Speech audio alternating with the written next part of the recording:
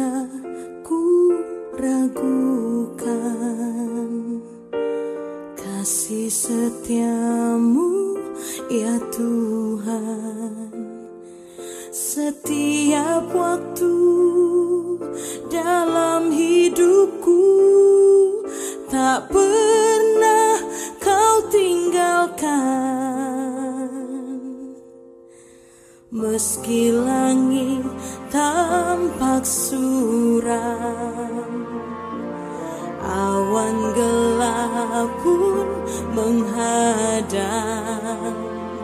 Hadapi badai, lewati gelombang, tak pernah kau tinggalkan diriku.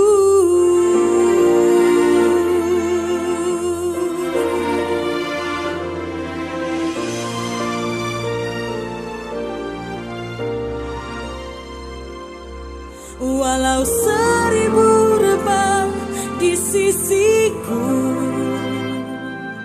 kau tetaplah Allah penolongku.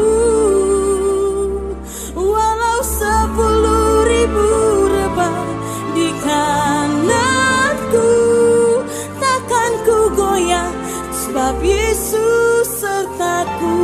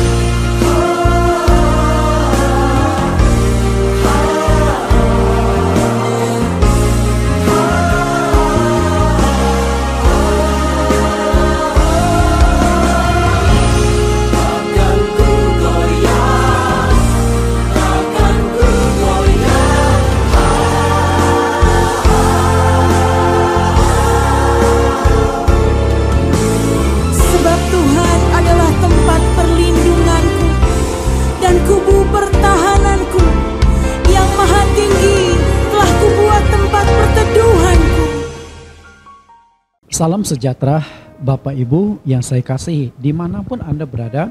Berjumpa kembali dengan saya Pendeta Nathan Jurnawan dalam ibadah live streaming. Hari ini 25 April 2021.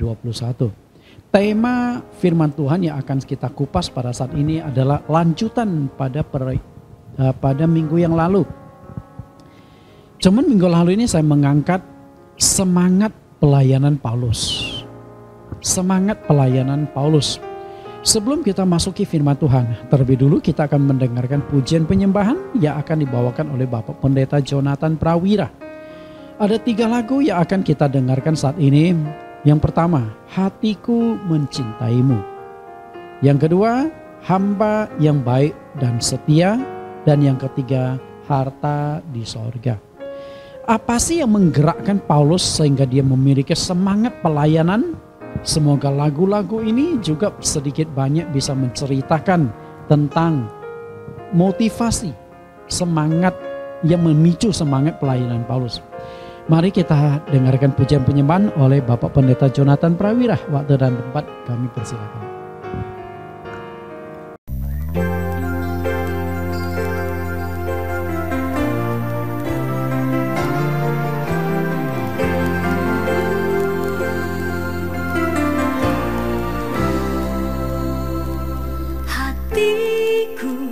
Mencintaimu, Engkau Tuhan Penciptaku. Lidahku mengakuimu, Engkau Yesus, nama di hatiku.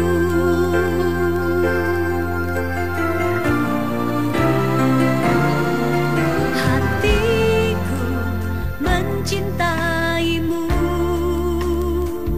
Engkau Tuhan Penciptaku.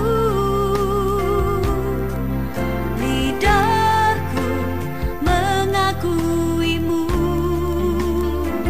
Engkau Yesus, nama di hatiku. Genaplah kesukaan untuk melayani Kau Tuhan Rajaku, memuji nama-Mu adalah kesukaanku. Nama-Mu Yesus tersimpan indah di hatiku. Genaplah kesukaan dalam hidupku untuk melayani Kau Tuhan Rajaku, memuji nama-Mu adalah kesukaanku. Nama-Mu Yesus tersimpan indah di hatiku.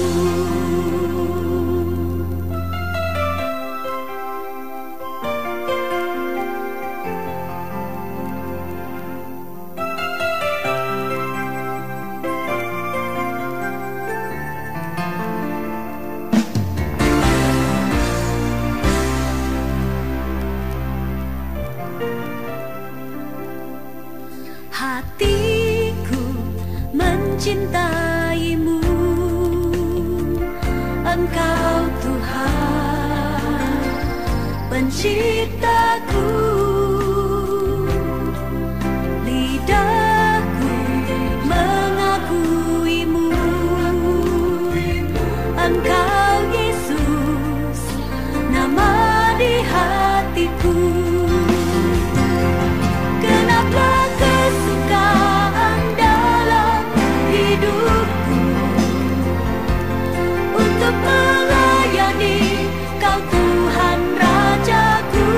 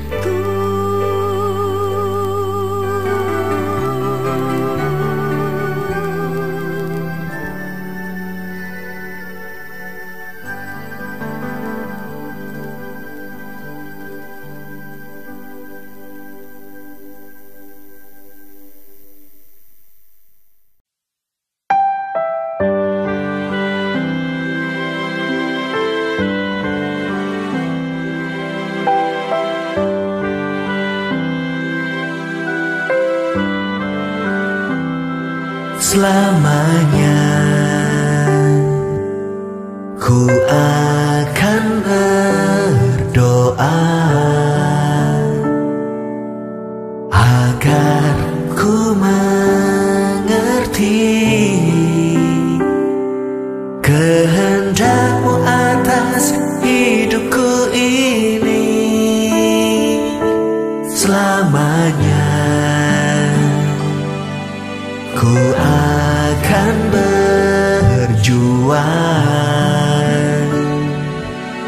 untuk memenuhi panggilan yang telah Engkau beri, sampai Kau mendapati ku hamba yang baik dan setia, layak menerima mahkota-Mu sampai selamanya.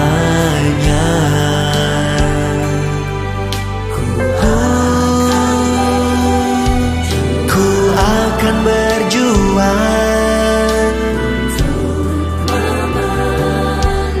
untuk memenuhi panggilan yang telah Engkau beri, sampai Kau mendapati ku hamba yang baik dan setia, layak menerima mahkota-Mu sampai selamanya.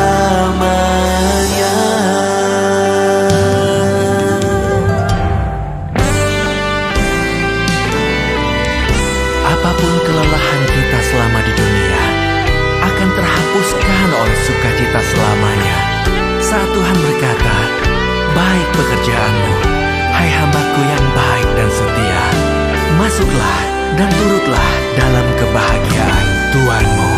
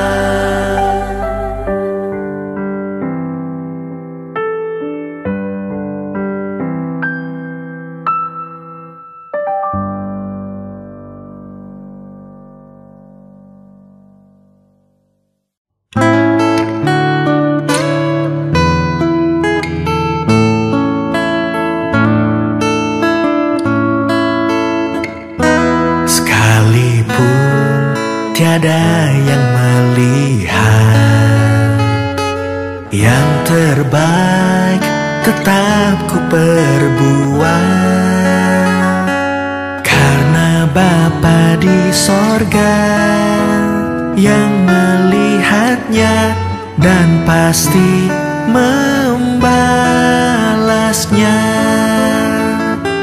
Percaya semua jerih lelah dalam-Mu tak akan percuma, karena harta di surga telah tersedia bagiku yang setia.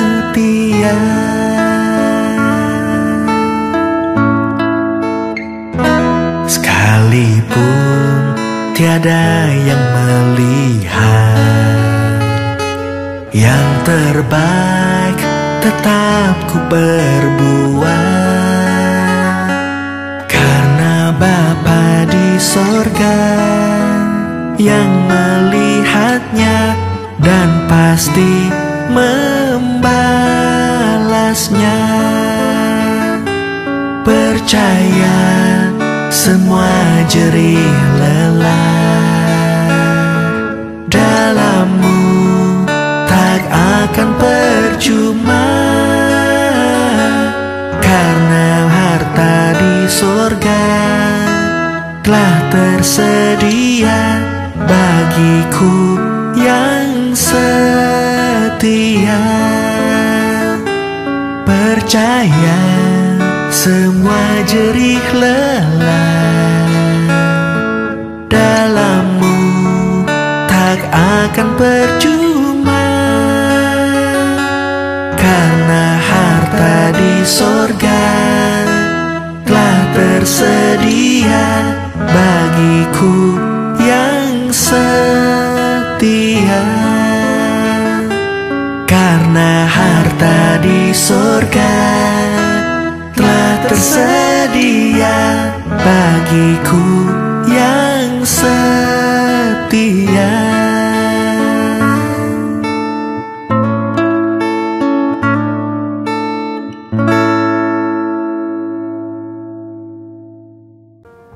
Kita sudah mendengarkan doa dan kita sudah mendengarkan pujian penyembahan. Saat ini sebelum kita masuk ke firman, kita akan berdoa. Mari kita tundukkan kepala.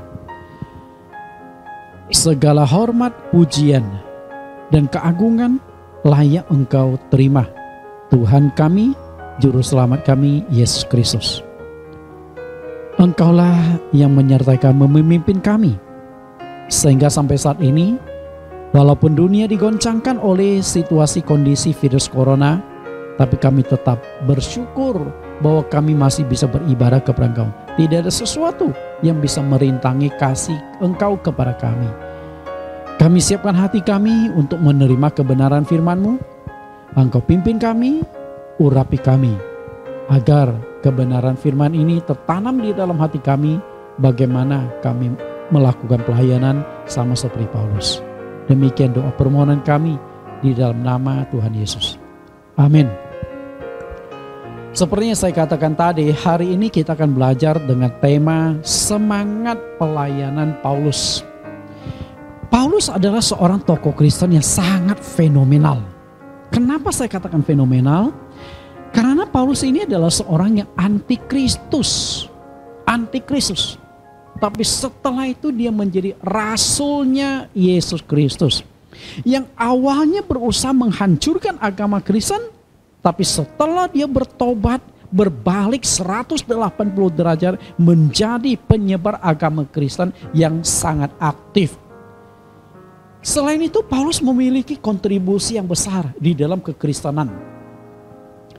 Ia menulis 13 kitab suci. Jadi 13 kitab suci perjanjian baru. Jika semua tulisan Paulus itu dicomot keluar, kitab suci perjanjian baru itu sudah tipis sekali. Tapi karena ada sumbangsi hasil karya Paulus, maka lumayan tebal. Terdiri dari 20 kitab, 27 kitab. Bapak Ibu yang saya kasihi, dalam pelayanan, Paulus juga menjadi rasul yang pertama merintis penginjilan dunia. Alkitab mencatat ada 3 kali Paulus melakukan penginjilan dunia. Dalam hal pengorbanan dan semangat pelayanan Paulus tidak perlu diragukan lagi. Kita akan lihat bagaimana semangat pengorbanan Paulus di dalam pelayanan yang dicatatkan di 2 Korintus 11 ayat 23 sampai 27. Tapi saya akan baca sekilas karena bukan titik pusat pembahasan kita saat ini. Kita lihat dulu semangat dan pengorbanan Paulus. 2 Korintus 11 ayat 23. Apakah mereka pelayan Kristus? Aku berkata seperti orang gila. Aku lebih lagi. Artinya aku lebih dahsyat lagi dalam pelayanan semangatku. Aku lebih banyak berjerih lelah, lebih sering di dalam penjara, diderah di luar batas, kerap kali dalam bahaya maut. 5 kali aku disesat orang Yahudi dan setiap kali 40 kurang 1 pukulan. Artinya Paulus itu pernah mendapatkan hukuman sesah aturan orang-orang Yahudi. Setiap kali pukulan 39 pukulan. Setiap kali mengalami sesah. Artinya di belakang Paulus ini sudah mengalami pukulan 195 kali hanya gara-gara Injil. Coba renungkan dah. Di sini siapa yang pernah dipukul 1 kali aja hanya gara-gara memberitakan Injil? Nggak pernah ya, tapi Paulus sudah 195 kali. Ayat 25, 3 kali aku diderah, 1 kali aku dilempari dengan batu, 3 kali mengalami karam kapal, sehari semalam aku terkatung-katung di tengah laut. Saya bingung, Paulus bisa merincikan secara jelas. Kayaknya dia punya semacam buku memori. Setelah dia alami tanggal sekian bulan sekian, dia catat apa yang aku alami. Okay? Karena itu dia begitu mudah menjelaskan bagaimana masalah kesulitan ya. Dari ayat 26, dalam perjalananku aku sering diancam bahaya banjir dan bahaya penyamun. Bahaya dari pihak orang-orang Yahudi dan dari pihak orang-orang bukan Yahudi. Bahaya di kota, bahaya di padang gurun, bahaya di tengah laut, bahaya dari pihak saudara-saudara palsu. Di ayat 26 ini kayaknya hidup Paulus ini selalu dikelilingi oleh bahaya. Artinya nyawanya selalu terancam. Karena dia memang agak semangat, cukup berani di dalam penerobosan pemberitaan Injil. Ayat 27, aku banyak berjerih lelah dan bekerja berat. Kerap kali aku tidak tidur. Perhatikan, kerap kali aku tidak tidur. Aku lapar dan dahaga. Kerap kali aku berpuasa, kedinginan dan tanpa pakaian. Bapak Ibu, kalau kita lihat di sini, saya ingin katakan, dari semua rasul Yesus Kristus, tidak ada yang mengalami penderitaan seperti yang dialami Paulus. Tentu penderitaan yang dialami Paulus berimbang dengan semangat pelayanannya. Dia nggak akan mungkin mengalami semuanya itu kalau dia tidak melayani, betul? Bagaimana dia mengalami karam kapal? Bagaimana dia mengalami bahaya? Kalau hanya tinggal di rumah saja, aman-aman saja, betul? Tapi karena dia semangat sekali di dalam pelayanan, maka masalah kesulitan di dalam pelayanan juga muncul. Semakin aktif dalam pelayanan, semakin banyak masalah. Tapi itu tidak membuat Paulus jadi remah, tidak membuat Paulus jadi mundur, tapi makin giat, makin semangat. Nah, yang ingin saya ajak Anda untuk renungkan adalah apa sih penggerak semangat pelayanan Paulus sehingga dia berani terobos, dia berani menghadapi segala masalah, kesulitan dan bahaya. Saya gali paling tidak ada 3 daya penggerak semangat pelayanan Paulus. Penggerak pertama, mengerti jelas panggilan Tuhan atas dirinya. Yang kedua, mengerti kasih Kristus atas dirinya. Dan yang ketiga, mengerti bahwa kelak akan mendapat upah di sorga. Nah, hari ini ketiga penggerak semangat pelayanan Paulus itulah yang akan kita pelajari bersama-sama. Kita lihat yang pertama, mengerti jelas panggilan Tuhan atas dirinya. Sebelum percaya Yesus dan menjadi rasul, ada 2 pertanyaan penting yang pernah diajukan Paulus kepada Tuhan. Nah, mestinya kedua pertanyaan ini juga harus ada di dalam diri setiap umat Kristen, terutama sebagai seorang pelayan Tuhan. Pada minggu yang lalu, saya sudah kupas cukup panjang dan lebar 2 pertanyaan Paulus. Karena itu saat ini saya akan kupas secara sekilas saja. Karena ada titik berat yang ingin saya jelaskan lebih jauh. Kita lihat Kisah Rasul pasal 22 ayat yang ke-6 sampai ayat yang ke-10. Ayat yang ke-6. Tetapi dalam perjalananku ke sana ketika aku sudah dekat Damsyik, yaitu waktu tengah hari, tiba-tiba memancar cahaya yang menyilaukan dari langit mengelilingi aku. Ayat 27, maka rebalah aku ke tanah dan aku mendengar suatu suara yang berkata kepadaku, Saulus, Saulus, mengapakah engkau menganiaya aku? Jawabku, siapakah engkau Tuhan? Jawabnya, katanya, akulah Yesus, orang Nazaret yang kau aniaya itu. 9. Dan mereka yang menyertai aku memang melihat cahaya itu, tetapi suara dia yang berkata kepadaku, tidak mereka dengar. Ayat 10, maka kataku, Tuhan, apakah yang harus kuperbuat? Kata Tuhan kepadaku, bangkitlah dan pergilah ke Damsyik. Di sana akan diberitakan kepadamu segala sesuatu yang ditugaskan kepadamu. Dari ayat yang kita baca, di Kisah Rasul pasal 22, dari ayat yang ke-6 sampai ayat yang ke-10, di sana ada 2 pertanyaan yang diajukan oleh Paulus. Pertanyaan pertama, siapakah engkau Tuhan? Siapakah Paulus ini? Sehingga Paulus ini, dia adalah seorang pemimpin agama Yahudi yang sangat berpengaruh. Kalau Anda baca di Kisah Rasul pasal 22 ayat 3 sampai ayat 5, di ayat bawah sebelumnya, dia menceritakan sedikit background kehidupan dia. Namun faktanya, walaupun Saulus ini seorang yang aktif dalam pelayanan, sangat menguasai kitab suci Perjanjian Lama, tapi sebenarnya Paulus itu belum mengenal Allah yang benar. Kalau dia sudah mengenal Allah yang benar, tidak mungkin dia bertanya, siapakah engkau Tuhan? Ketika engkau bertanya, engkau ini siapa? Artinya engkau itu tidak mengenal orang yang engkau tanya itu. Yesus berkenan memperkenalkan dirinya kepada Paulus. Yesus berkata, akulah orang Nazaret. Akulah Yesus, orang Nazaret yang kau aniaya. Mungkin nama Yesus itu cukup banyak, tapi Yesus dari Nazaret. Nah, itu penegasan. Yang dimaksudkan Yesus dari Nazaret adalah Yesus yang pernah ditangkap, disiksa, disalibkan, mati, kemudian bangkit 3 hari kemudian. Jadi penekanan Yesus orang Nazaret itu. Artinya Saulus langsung, yang dimaksudkan adalah Yesus. Berarti cerita tentang Yesus, lahirnya yang menakjubkan, kemudian dia disalibkan demi menebus dosa, lalu dia mati, lalu bangkit dari kematian, menampakkan diri 40 hari. Berarti itu bukan kisah kosong. Berarti itu benar-benar terjadi. Karena benar-benar terjadi, maka Paulus sudah tahu, ternyata yang mendengar, yang menampakkan diri dengan cahaya yang terang dan mengatakan, Saulus, mengapa engkau menganiaya aku, adalah Yesus itu, Yesus dari Nazaret. Nah, selanjutnya setelah sampai di Damsyik, Paulus itu tidak belajar kepada orang-orang Kristen yang ada di sana. Setelah bertemu dengan Ananias, lalu Ananias sampaikan rencana Tuhan, Ananias sampaikan keinginan Tuhan kepada Paulus.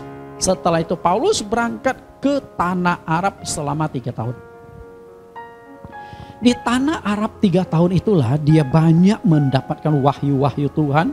Dia banyak mengalami penjumpaan pribadi dengan Tuhan. Dan hasilnya adalah dia tuangkan semua wahyu-wahyu Tuhan itu dalam 13 kitab yang dia tulis. Kita lihat penjelasan Paulus tentang dia ke tanah Arab. Galatia pasal 1 ayat 15 sampai 18. Galatia 1 ayat 15.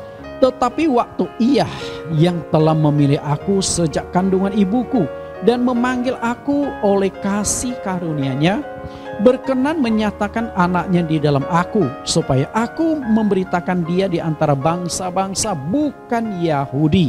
Maka sesaat pun aku tidak meminta pertimbangan kepada manusia. Paulus katakan, dia itu sudah memilih aku. Okay? Tujuan dia memilih aku adalah memberitakan Injil kepada orang-orang non-Yahudi. Artinya Paulus itu mengerti visi misi dari Tuhan itu sangat jelas. Tugas dia adalah memenangkan orang-orang non-Yahudi.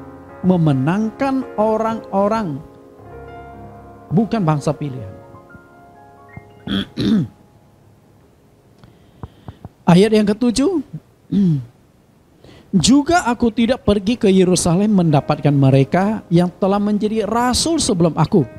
Tetapi aku berangkat ke tanah Arab dan di situ kembali lagi ke Damsyik. Lalu 3 tahun kemudian aku pergi ke Yerusalem untuk mengunjungi Kefas dan aku menumpang 15 hari di rumahnya.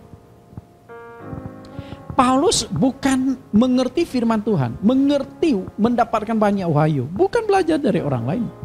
Memang dia sempat bertemu dengan Pak Petrus, dengan Kefas, sang batu karang itu sekitar 15 hari. Berkumpul, dialog. Oke. Melalui penjumpaan Tuhan secara pribadi selama 3 tahun, Paulus mendapat banyak sekali wahyu Tuhan yang dia tuangkan dalam 13 kitab yang ditulisnya. Filosofi bahwa banyak orang yang aktif menyembah Allah tetapi tidak mengenal Allah yang disembah benar-benar dialami Paulus.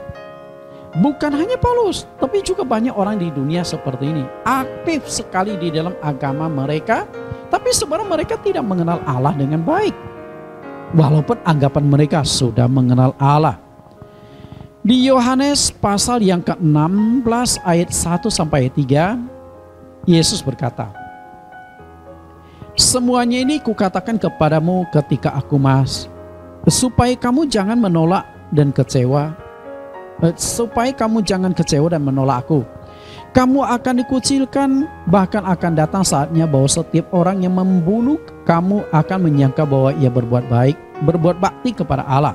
Mereka akan berbuat demikian karena mereka tidak mengenal Allah, Bapa maupun aku." Apa yang dikatakan Tuhan Yesus itu persis benar-benar dialami oleh Paulus. Dia menangkap orang-orang Kristen, menganiaya orang Kristen. Dia menganggap dia itu sedang berbakti kepada Allah. Berbakti kepada Allah nenek moyangnya. Allah Abraham, Allah Ishak dan Allah Yakub. Karena dia merasa bahwa agama Yahudi ini yang paling benar. Agama Kristen keliru.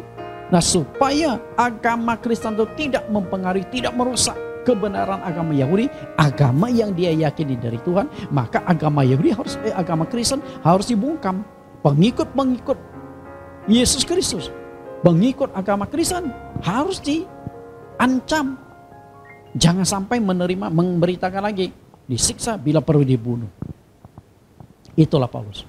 Semua itu sebenarnya Paulus tidak mengenal Allah. Itu pertanyaan pertama. Lalu pertanyaan yang kedua, Tuhan, apa yang harus kau perbuat? Banyak jemaat yang imannya bertumbuh hanya pada batas pertama. Siapakah engkau Tuhan? Artinya dia mengenal Yesus sebagai Tuhan, mengenal Yesus itu juru selamat, sampai berhenti di tahap pertama. Dan tidak ada tahap yang kedua, yaitu pertanyaan, apakah yang harus aku perbuat? Akhirnya mereka itu terbentuk menjadi jemaat yang pasif. Mestinya engkau kalau ingin jadi jemaat yang aktif, melangkah satu langkah lagi. Setelah engkau ajukan pertanyaan kedua, Tuhan, apa yang harus aku lakukan? Apa jawab Tuhan kepada Paulus? Jawab Tuhan adalah agar dia pergi bersaksi tentang apa yang dia lihat dan apa yang didengar. Tentu yang dilihat dan didengar ini pertama mengacu pada waktu pertobatan dia. Dia melihat sinar yang begitu terang. Kemudian dia mendengar tentang suara yang berkata, Saulus, Saulus, mengapa engkau menganiaya aku? Lalu dia mengenal Yesus, melihat kuasa Yesus, mujizatnya Yesus. Setelah dia menjadi rasul, banyak mujizat-mujizat yang dilakukan oleh Paulus. Jadi apa yang dia lihat? Orang lumpuh berjalan, orang buta melihat, orang tuli mendengar. Paulus lakukan banyak mujizat dan dia melihat bagaimana kuasa Tuhan Yesus dinyatakan. Nah, itulah yang harus dia beritakan kepada orang lain. Kisah Rasul 22:15. Sebab engkau harus menjadi saksinya terhadap semua orang tentang apa yang kau lihat dan yang kau dengar. Bersaksi memberitakan Injil. Panggilan Tuhan itu lebih spesifik diungkapkan Tuhan Yesus dalam ayat 21. Penginjilan keliling dunia kepada orang-orang non-Yahudi. Lihat ayat 21. Tetapi kata Tuhan kepadaku, pergilah, sebab aku akan mengutus engkau jauh dari sini kepada bangsa-bangsa lain. Nah, karena Paulus sangat jelas memahami visi misi Tuhan atas dirinya, sehingga dia semangat sekali dalam pelayanan. Karena ada targetnya, ada ukurannya. Tapi kalau tidak mengerti visi dan misi Tuhan dengan jelas, akhirnya hantam kromo. Lama-lama engkau capek sendiri.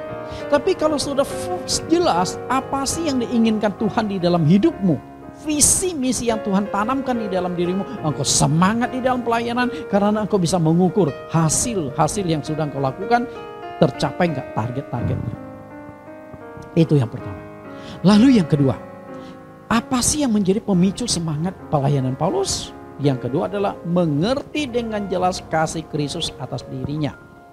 Kita baca di 2 Korintus 5 ayat 14-15. 2 Korintus pasal 5 ayat 14, sebab kasih Kristus yang menguasai kami, karena kami telah mengerti bahwa jika satu orang sudah mati untuk semua orang, maka mereka semua sudah mati.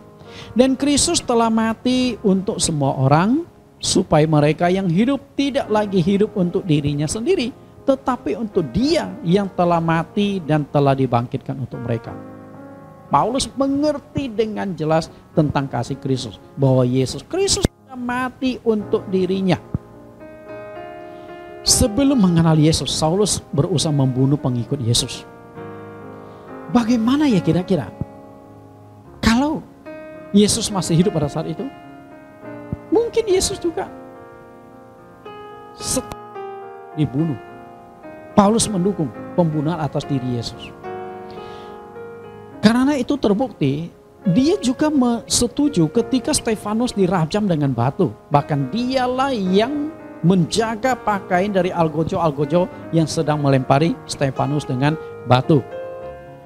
Tapi setelah dia mengenal Yesus, dia tahu dia memperoleh keselamatan karena kematian Yesus Kristus di atas kayu salib. Yesus sudah mati untuk dirinya. Nah, setelah mengenal Yesus, dia baru sadar bahwa semua yang dia lakukan itu sangat-sangat fatal. Dia sadar akan kesalahannya dan dia merasa menjadi orang yang paling berdosa di muka bumi ini. Karena dia melakukan kesalahan fatal. Dia membunuh, menganiaya, bukan kepada orang yang jahat, bukan kepada orang yang sesat mengikuti agama, tapi justru orang yang benar-benar mengerti, yang menyembah Allah yang benar, yaitu orang Kristen. Itu yang dibunuh, yang dianiaya oleh Saulus. Kita lihat pengakuan Paulus. 1 Timotius pasal 1 ayat 13-15. Ayat 13, aku yang tadinya seorang penghujat dan seorang penganiaya, seorang ganas. Dia sebutkan dirinya ganas. Artinya galak, kejam. Tetapi aku telah dikasihaninya karena semua itu telah kulakukan tanpa pengetahuan, yaitu di luar iman. Tanpa pengetahuan karena aku melakukan, aku tidak ngerti.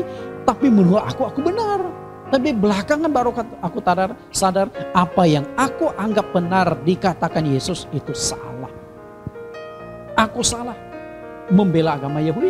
Aku salah mempertahankan ajaran Yahudi, tapi yang benar adalah ajaran Yesus Kristus. Ayat 14, malah kasih karunia Tuhan kita itu telah dikaruniakan dengan limpahnya kepadaku dengan iman dan kasih dalam Kristus Yesus. Perkataan ini benar dan patut diterima sepenuhnya. Kristus Yesus telah datang ke dunia untuk menyelamatkan orang berdosa, dan di antara mereka akulah yang paling berdosa.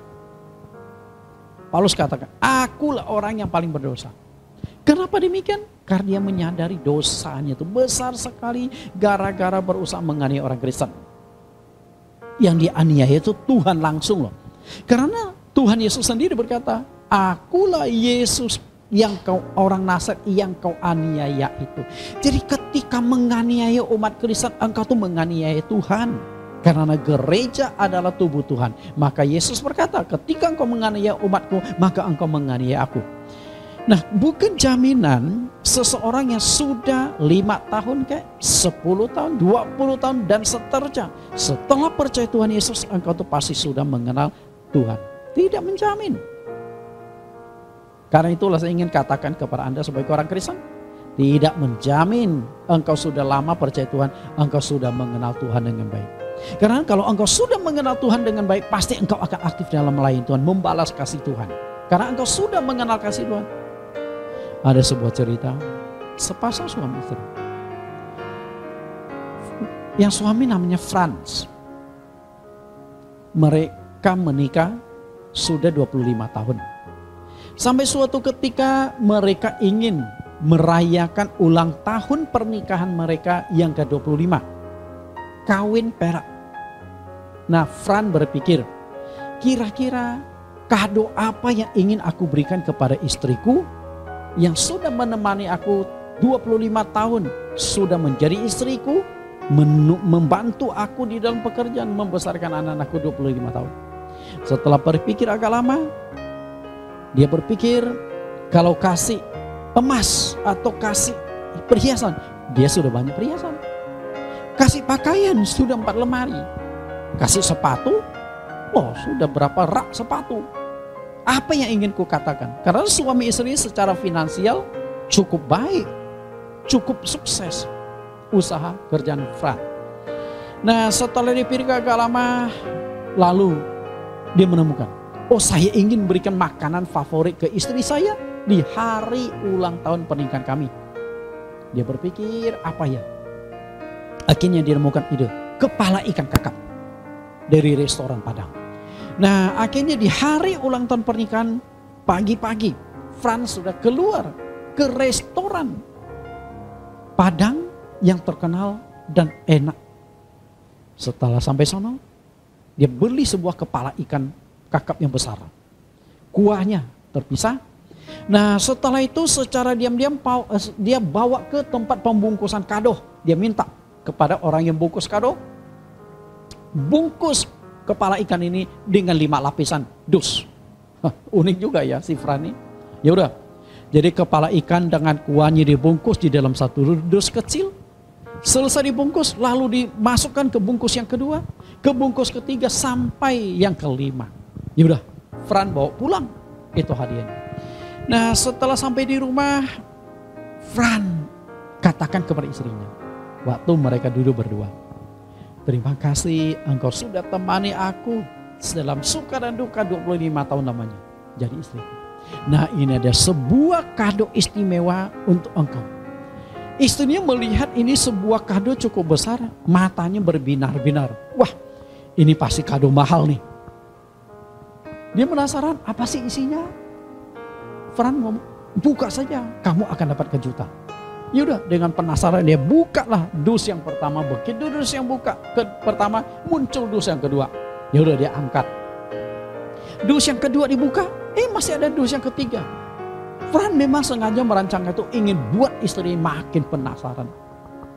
Ketika dus yang ketiga, yang keempat dibuka, sampai dus yang terakhir. Franz tahu ini buka dus yang terakhir. Yaudah, kamu doa dulu. Apa yang mau kamu minta di dalam pernikahan kita? Ya, karena istrinya disuruh gitu, ya udah dia tundukkan kepala doa sejenak. Kita nggak tahu doanya apa. Lalu dia bukalah dus yang kelima. Nongollah kepala ikan kakap. Setelah itu, dia melihat suaminya dengan mata sayu. Franz menyangka bahwa istrinya tuh terharu. Istrinya mendapat kejutan. Nah, akhirnya dia nggak ngomong, istri nggak ngomong, hanya melihat Franz. Kemudian Franz yang melihat reaksinya, lalu dia tutup mata. Ingin dapatkan ucapan selamat juga pernikahan mereka 25 tahun dengan cium pipi kiri kanan. Jadi dia tutup mata. Setelah tutup 5 menit, belum ada sun pipi kiri, sun pipi kanan. Malah dia dengar suara tangisan, isak-isak. Franz dengan polosnya berpikir lagi, nah tuh kan istriku mulai terharu mendapatkan kejutan kepala ikan kakap, karena dia tahu persis istrinya tuh doyan makan kepala ikan kakap. Setelah tunggu sejenak, kok suara tangisannya makin keras dan suara tangisannya berbeda. Ini bukan tangisan orang bahagia. Akhirnya pelan-pelan Franz buka matanya, ternyata betul mata istrinya merah melototin dia. Franz jadi bingung, loh kok jadi begini? Akhirnya Franz bertanya, loh Mami, apakah ada yang salah? Akhirnya istrinya dengan mata dia membelalak, dia berkata, kelewatan ya kamu jadi suami. 25 tahun aku temani kamu jadi istrimu, jeripaya mendampingi kamu. Tapi di hari ulang tahun pernikahan kita, engkau hanya memberikan sebuah kepala ikan kakap kepada saya. Tega sekali kamu. Si Frannya yang bingung. Loh, kok jadi begini? Akhirnya dia berusaha membela diri, si Fran ini. Loh, bukannya mami itu saya lihat suka sekali makan kepala ikan. Karena jika saya beli perhiasan, beli pakaian, beli sepatu, beli tas dan macam-macam, mami kan sudah banyak stok, nggak ada artinya lagi. Makanya aku tuh berpikir lama loh, makanan favorit istriku apa? Makanya aku cari kepala ikan kakap. Nah setelah itu istrinya ngomong apa? Siapa yang ngomong saya doyan kepala ikan kakap? Siapa yang saya ngomong? Siapa yang ngomong saya doyan kepala ikan? Kamu tahu nggak? Kepala ikan tuh nggak ada isinya. Jangankan manusia, kasih kucing aja, kucing geleng kepala. Akhirnya Fran membela diri. Loh, selama ini kan mami suka makan kepala. Mami mengatakan doyan kepala ikan. Akhirnya baru dia berterus terang. Kamu tahu nggak kenapa aku lakukan ini? Karena aku sayang sama kamu, sayang sama anak-anak kita. Daging ikan aku ambil, setelah itu aku tak kasih kamu makan, kasih anak-anak makan, biar aku cukup makan kepala ikan. Karena aku menyayangi kalian. Setelah mendengar itu, Frannya yang kaget. Waduh, ternyata sekian 25 tahun. Istrinya yang doyan makan kepala ikan itu dia sangka benar-benar doyan. Ternyata tidak. Istrinya juga suka makan daging ikan. Tapi karena dia memberikan perhatian ekstra kepada mengasihi anak-anak dan suami, dia lakukan itu. Nah sekarang giliran Fran yang bingung. Dan merasa tidak enak. Cuman yang namanya Fran jago juga dia. Akhirnya dia berkata apa? Waduh, kalau engkau tidak suka makan kepala ikan, kenapa nggak dari dulu kau ngomong? Karena aku paling doyan kepala ikan. Tapi karena aku lihat kamu doyan kepala ikan, aku mengalah biar kamu bisa nikmati kepala ikan. Nah itu pintar-pintarnya si Fran. Bapak Ibu, dari cerita ini kita melihat satu kenyataan. 25 tahun mereka menikah, Fran itu tidak mengerti dengan baik istrinya. Apakah jaminan bahwa engkau sudah 25 tahun engkau menjadi Kristen sudah mengenal kasih Kristus dengan baik? Belum tentu. Berapa persen engkau mengenal dan merasakan kasih Kristus akan berimbang balik besarnya persentase engkau membalas kasih Tuhan kepadamu. Kalau engkau mengenal kasih Tuhan hanya 10%, nggak mungkin Anda bisa mengasihi Tuhan 20%, nggak mungkin. Mengenal dan merasakan kasih Tuhan 10%, engkau bisa membalas kasih Tuhan 5% saja, itu sudah luar biasa. Karena itu saya pesimis. Apakah betul kita orang-orang Kristen itu sudah mendengar, itu sudah merasakan, sudah benar-benar memahami kasih Tuhan Yesus? Kalau belum, maka tidak heran kita tidak akan aktif dalam pelayanan. Suatu ketika ada seorang kulit putih, orang Eropa, pergi ke hutan Afrika untuk memburu binatang buas. Setelah masuk ke hutan seharian, binatang yang dia incar tidak dia dapatkan. Akhirnya menjelang sore dia keluarlah dari hutan itu. Kemudian melepaskan lelah dengan duduk di sebuah pohon rindang, angin sepoi-sepoi menjelang matahari terbenam. Dia perhatikan petani, kebetulan ada seorang petani Afrika yang sedang bercocok tanam di taman itu, di tanah itu, di sawah. Setelah melihat agak lama, orang Eropa ini kaget.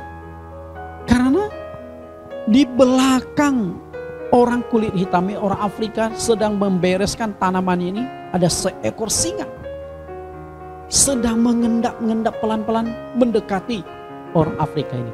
Dia tahu, wah ini bahaya nih. Mungkin orang Afrika itu yang hitam itu disangka babi hutan kali ya, atau binatang yang mau dia jadikan mangsa. Nah setelah pelan-pelan sudah dalam jangka jarak untuk terekam, tiba-tiba singa itu melompat untuk mencakar orang kulit hitam ini. Dan di waktu bersamaan pula orang Eropa ini mengangkat senapannya, langsung menembak, dor. Singa itu berhasil ditembak. Jatuhlah singa itu. Dan orang Afrika yang lagi asik bercocok tanam, tidak tahu ada bahaya yang di belakang mengancam dia. Lalu mendengar senapan meletus.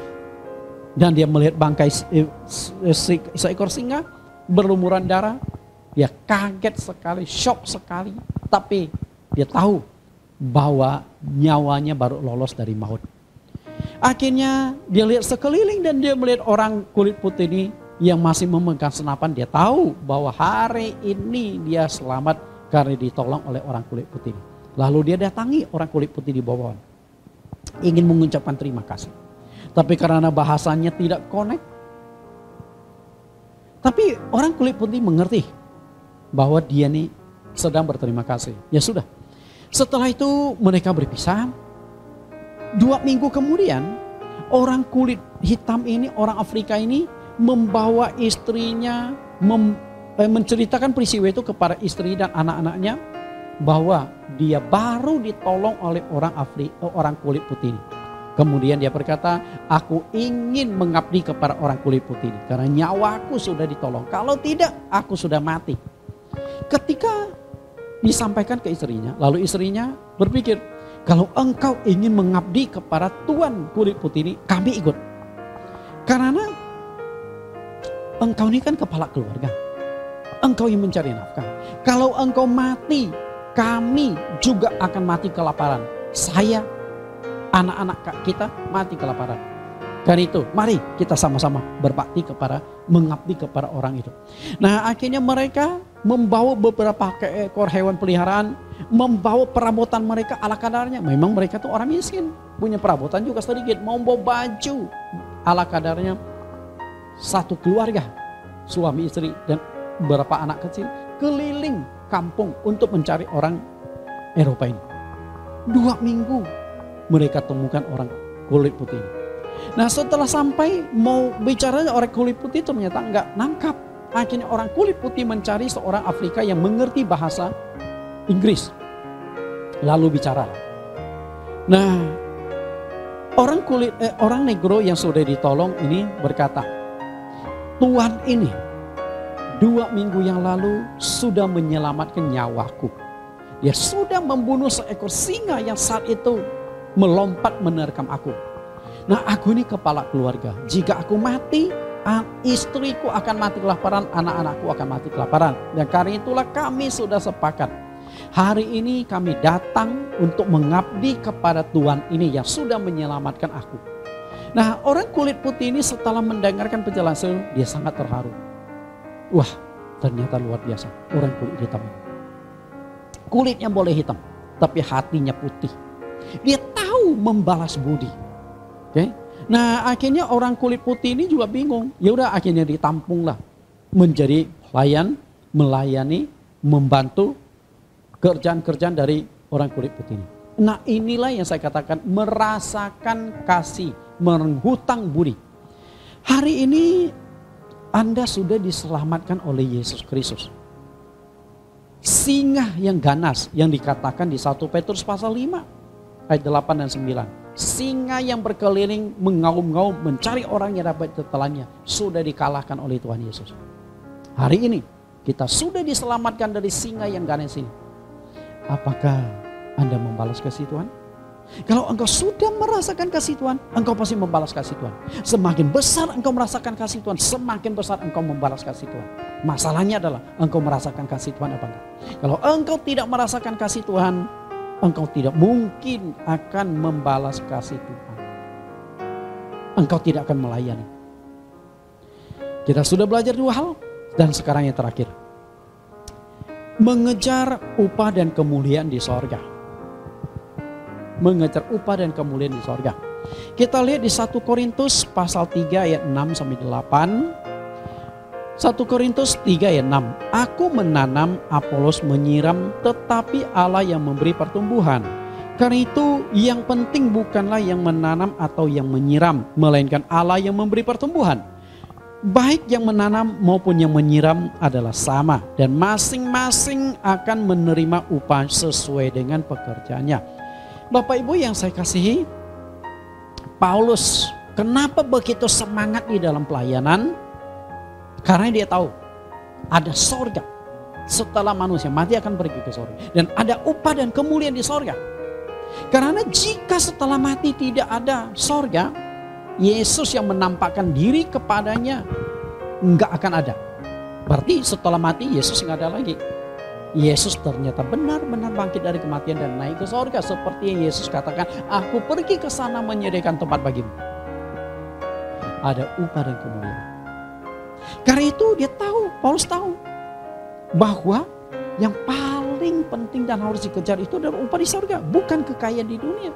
Sedangkan kita menghabiskan banyak waktu, tenaga, pikiran untuk mencari kekayaan dan kemuliaan di dunia. Padahal itu salah.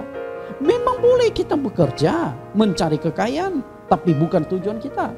Untuk apa engkau sukses di dunia, tapi gagal di sorga. Di dunia engkau punya segala-galanya, tapi di sorga engkau hanya dapat rumah tipe 21. Apa gunanya? Gak ada gunanya. Lebih baik di dunia ini Anda punya rumah tipe 21, tapi di sorga engkau punya istana. Itu kan lebih berharga. Bagaimana semua itu bisa diperoleh? Dengan bekerja melayani pekerjaan Tuhan. Apa perbedaan pekerja sekuler, yaitu karyawan, pegawai negeri atau pegawai swasta? Dan apa bedanya juga para pengusaha dengan pekerjaan Tuhan? Perbedaannya adalah orang-orang sekuler itu bekerja mendapatkan upah di dunia. Sedangkan Tuhan memberikan upah itu di sorga. Pekerjaan di dunia, orang mati-matian berjuang karena hasilnya sangat jelas dan bisa dinikmati secara langsung. Kenapa? Coba engkau mau bekerja di kantor. Pagi-pagi engkau sudah berangkat. Mati-matian bekerja, capek. Bos yang galak pun, yang sering maki engkau pun hadapi. Engkau sabar karena engkau dapat upah, gaji, mendapatkan honor. Engkau bisa nikmati langsung. Tapi untuk upah di sorga, nah ini masalah. Ini sangat ditentukan oleh iman. Percaya enggak engkau akan apa yang dikatakan Paulus di 1 Korintus 6 ayat 8, 1 Korintus pasal 3 ayat 6 sampai 8 itu. Masing-masing orang akan mendapatkan upah. Karena itu jika engkau benar-benar yakin, maka kita layanilah Tuhan, karena pelayanan kita tidak akan pernah sia-sia. Ada sebuah cerita, ada seorang tukang bangunan. Tukang ini sudah bekerja kepada seorang pengusaha. Dari pengusaha ini merintis usaha kontraktor bangunan dari kecil sampai menjadi perusahaan besar. Punya kantor cabang di mana-mana. Nah, si tukang yang satu ini adalah tukang yang istimewa. Dia memiliki keahlian dalam membangun rumah, mendesain rumah. Sehingga hasil desainnya itu membuat orang itu selalu berdecak kagum dan puas. Tapi masalahnya, sekarang umurnya sudah lanjut dan dia ingin pensiun. Karena itu dia ajukan kepada pimpinannya, bos, saya sudah bekerja sekian puluh tahun. Dan dari usaha perusahaan kita kecil, perusahaan Tuan kecil, sampai sekarang Tuan punya perusahaan, punya kantor di mana-mana. Aku merasa sudah cukup bekerja. Aku ingin berhenti. Aku ingin memanfaatkan masa-masa tuaku berkumpul dengan istriku. Karena selama ini aku sibuk bekerja, tidak begitu banyak waktu untuk istriku. Dan aku ingin dekat dengan anakku, dengan cucu-cucuku di hari tuaku, sampai aku dipanggil Tuhan. Nah, pemilik perusahaan ini tahu memang perancang tukang yang satu nih jago ini suatu saat pasti akan berhenti kerja. Karena itulah dia tahan-tahan sampai umur lanjut. Tapi kali ini sudah tidak bisa. Akhirnya dia berkata kepada tukangnya, oke, boleh nggak aku minta satu hal terakhir? Dia tanya, ada apa Tuhan? Aku punya sebidang tanah. Nah, tolong di tanah itu kamu bangun sebuah rumah semewah mungkin. Karena aku tahu kamu sebentar lagi pensiun. Dan ini mungkin hasil karyamu yang terakhir. Aku ingin memiliki sebuah rumah hasil karyamu yang terbaik. Kamu pakai bahan-bahan yang terbaik.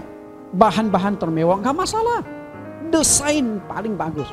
Karena lokasi tanah itu cukup luas.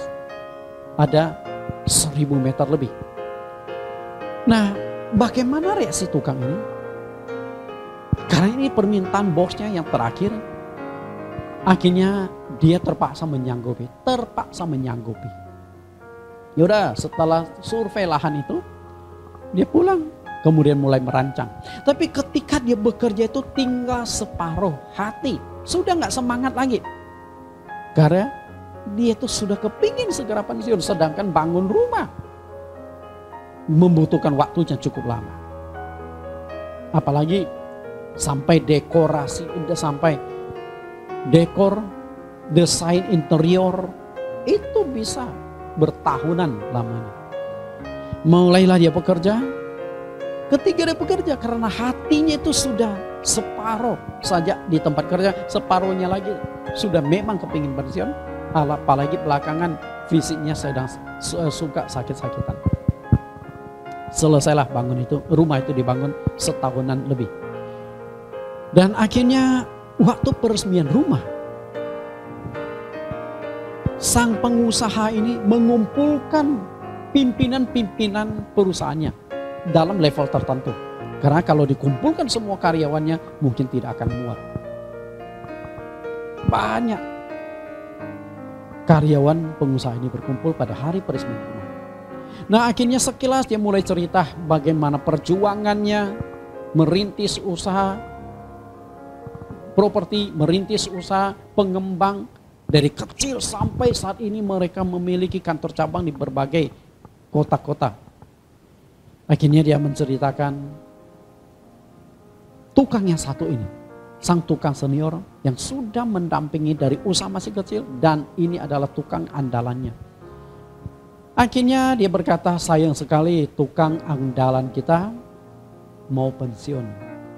Ya memang sudah selayaknya karena umurnya juga sudah lanjut yang sudah lama bekerja.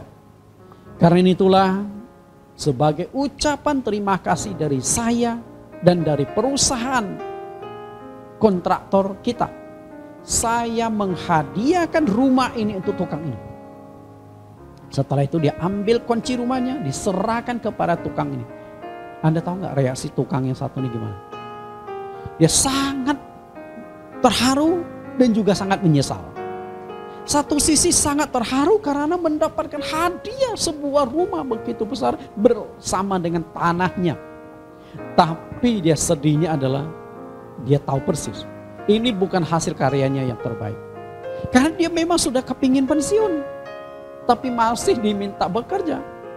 Akhirnya dalam hatinya berpikir, bos, kenapa engkau tidak ngomong dari awal bahwa rumah yang akan kubangun ini adalah untuk aku? Kenapa enggak ngomong? Kalau engkau ngomong dari awal pasti aku pakai bahan yang paling mahal, bahan yang paling bagus. Aku akan desain sebagus mungkin. Itu tinggal penyesalan. Nah bosnya juga ya pinter lah. Jangan sampai kita seperti Tuhan juga seperti ini. Engkau bekerja hari ini, tanamkan dalam hatimu. Engkau bukan melayani orang lain, bukan melayani pendeta, bukan melayani gereja. Engkau bekerja bukan untuk orang lain, tapi untuk diri Anda sendiri. Ketika engkau bekerja di pekerjaan Tuhan, di ladang Tuhan, engkau akan menerima upah yang besar dari Tuhan Yesus. Karena itu, jangan lalai, tetap semangat. Biar rohmu menyala-nyala, layani Tuhan sampai akhir. Karena setiap pelayanan engkau tidak akan pernah sia-sia. Semaksimal mungkin jika di dunia engkau bekerja mati-matian, mestinya untuk upah yang kekal kita lebih semangat lagi di dalam pelayanan. Semoga apa yang sudah kita pelajari hari ini? 3 hal yang memicu, yang memberikan pengaruh kepada Paulus kenapa dia begitu semangat pelayanan. Pertama, mengerti jelas panggilan Tuhan. Yang kedua, mengerti jelas dengan kasih Tuhan kepada dia. Dan yang ketiga, dia tahu untuk mengejar upah di sorga. Semoga apa yang kita pelajari pada hari ini, kita juga pelan tapi pasti semangat pelayanan kita akan lebih ditingkatkan lagi. Tuhan Yesus memberkati. Kita tundukkan. Tuhan Allah kami yang hidup, Juru Selamat kami, Yesus Kristus. Terima kasih Engkau sudah menyertai kami, sehingga hari ini kami sudah mendengarkan kebenaran firman-Mu. Semoga apa yang kami dengar pada saat ini membuat kami memahami agar lebih semangat lagi pelayanan-pelayanan kami. Karena kami tahu apapun yang kami kerjakan tidak akan pernah sia-sia. Engkau akan catat di dalam kitab kehidupan. Setelah kami meninggal, kami akan menikmati semuanya ini. Tanamkan dalam hati, ajarkan kami supaya kami tidak kendor, tapi roh kami menyala-nyala dan melayani Tuhan. Terima kasih Tuhan. Di dalam nama Yesus Kristus kami telah berdoa. Amin. Bapak Ibu, kita sudah selesai mendengarkan firman Tuhan. Saat ini kita akan mendengarkan pengumuman dan juga doa syafaat yang akan disampaikan oleh Bapak Pendeta Agus Sudiono. Waktu dan tempat kami persilakan.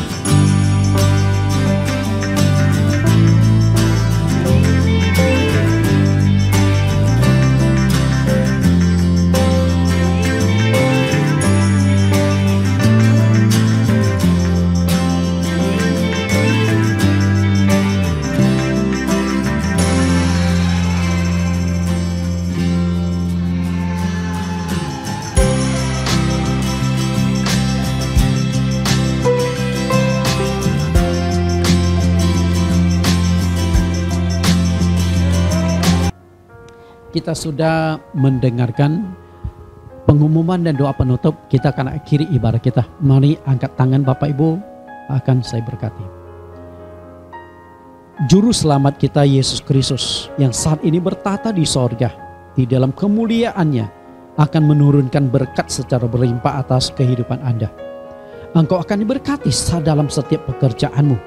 Apapun yang engkau kerjakan akan dibuat berhasil, dibuat berlimpah-limpah oleh Tuhan. Engkau akan diberkati dalam kesehatanmu.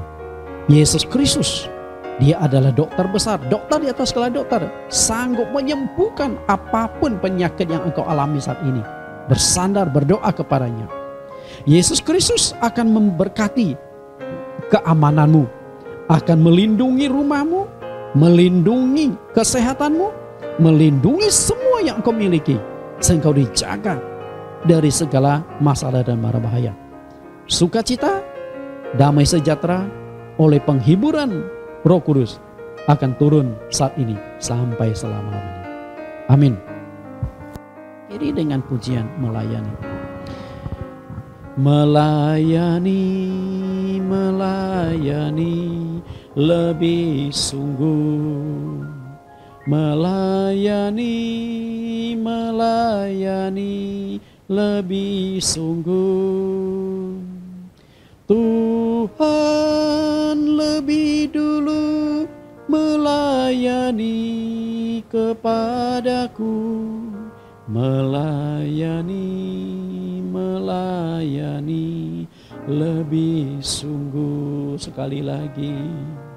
Melayani, melayani lebih sungguh. Melayani, melayani lebih sungguh. Tuhan lebih dulu melayani kepadaku. Melayani, melayani lebih sungguh. Amin. Tuhan Yesus berkati, sampai bertemu di lain kesempatan.